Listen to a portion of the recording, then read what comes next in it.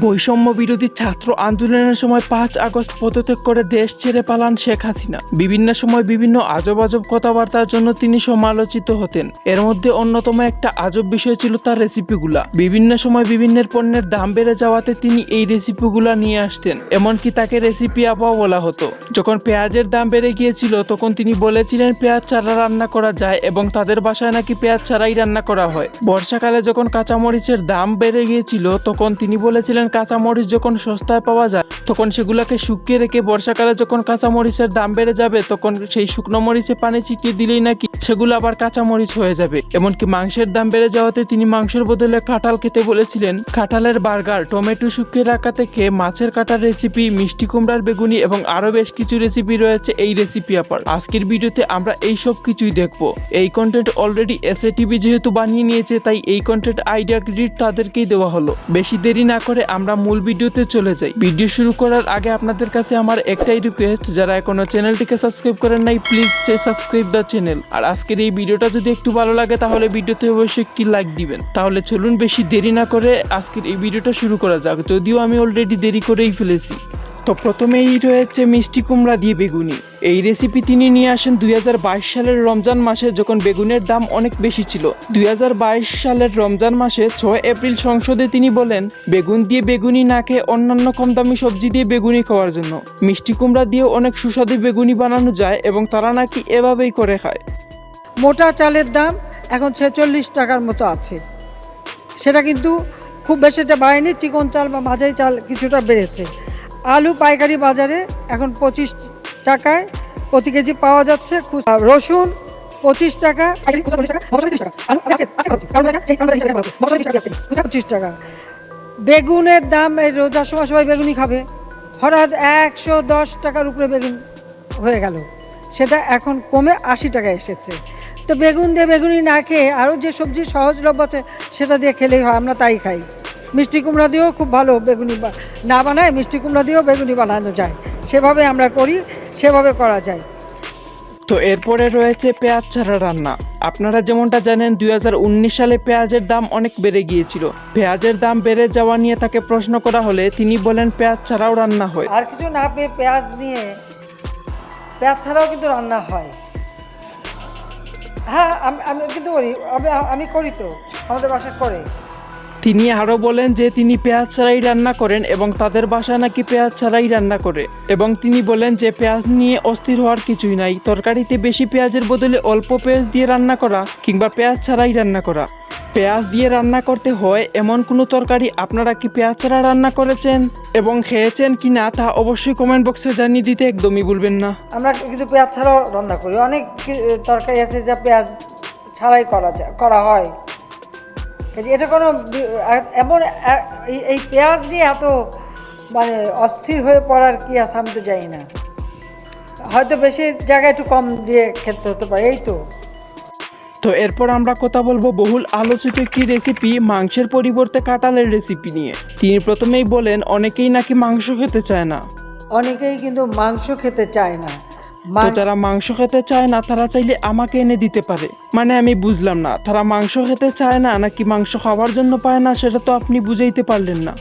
এর পরিবর্তে এখন কাঁঠাল, এবং এই কাঁচা কাঁঠাল, এই কাঁঠালের কাবাব হয়, কাঁঠালের বার্গার হয়, কাঁঠাল নানাভাবে কিন্তু এটা বিদেশে এখন ব্যবহার করতে খাচ্ছে এবং তার দাম কিন্তু অনেক বেশি।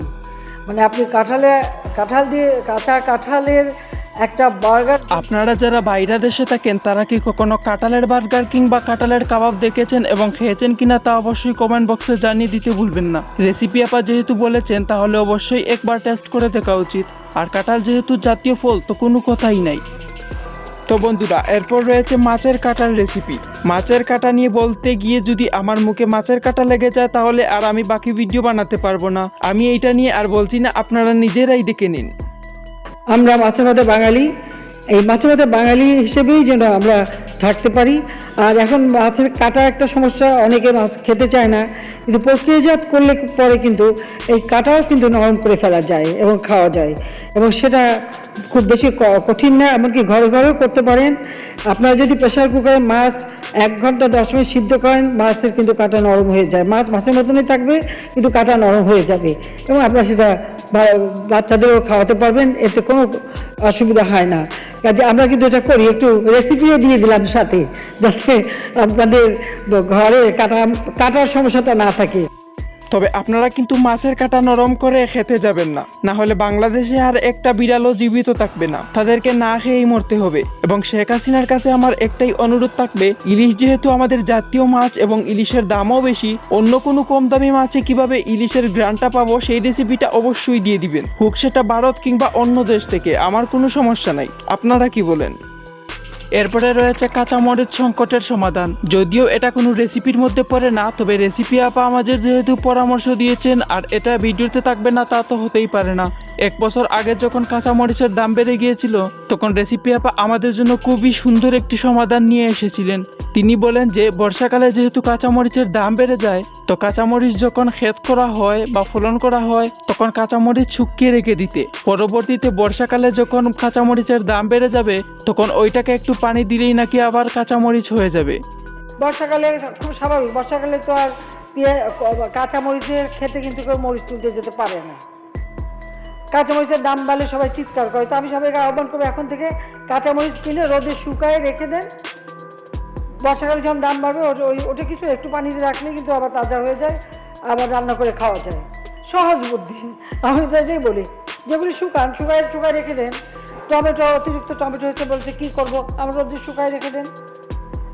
সান ড্রাই টমেটো তো খুব বিদেশে ভীষণভাবে চলে। কাঁচামরিচ তো অনেক শুকাতে শুনলাম এবং দেখলাম, তবে টমেটো শুকিয়ে রাখা যায় তা আমি প্রথমবার শুনলাম।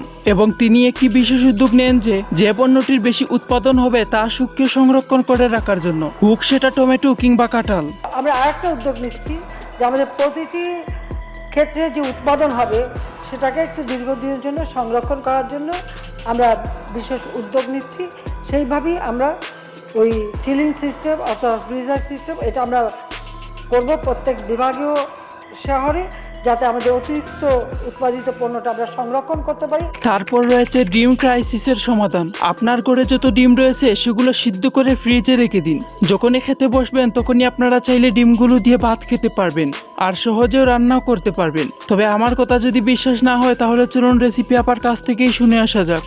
যদি আবার ডিম নিয়ে শুরু করলো, কিন্তু ঠিক আছে, এরপরে যখন ডিম বেশি পাবেন সিদ্ধ করে ফ্রিজে রেখে দেবেন, বহুদিন থাকবে, সহসা নষ্ট হবে না। সব কিছু বিকল্প ব্যবস্থা আছে। ডিম সিদ্ধ করে আপনি যদি জিপলকে করে ডিপেও রেখে দেন, ডিম ভালো থাকে অনেক দিন। রান্না করার সময় আরামে রান্না করে খাওয়া যায়, ভর্তা করেও খাওয়া যায়। আমরা রাখি, খাই, দেখে বলি আর কি। এগুলো তো নিজের থেকে শেখা। বাকি বন্ধুরা, এই ছিল আজকের এই ভিডিওটা। আমি জানি আজকে এই ভিডিওটা অনেক লম্বা হয়ে গিয়েছে। আপনি যদি এতক্ষণ পর্যন্ত ভিডিওটা দেখে থাকেন তাহলে আপনাকে অসংখ্য ধন্যবাদ। ভিডিওটা যদি একটু হলেও ভালো লাগে তাহলে ভিডিওতে অবশ্যই একটি লাইক দিবেন, আর যারা চ্যানেলে নতুন রয়েছেন তারা চ্যানেলটিকে অবশ্যই সাবস্ক্রাইব করে দিবেন, যাতে এরকম ইন্টারেস্টিং সব ভিডিও পেতে পারেন। তো দেখা হচ্ছে কোনো নতুন ভিডিওতে, ততক্ষণ পর্যন্ত ভালো থাকুন, সুস্থ থাকুন, আল্লাহ হাফিজ।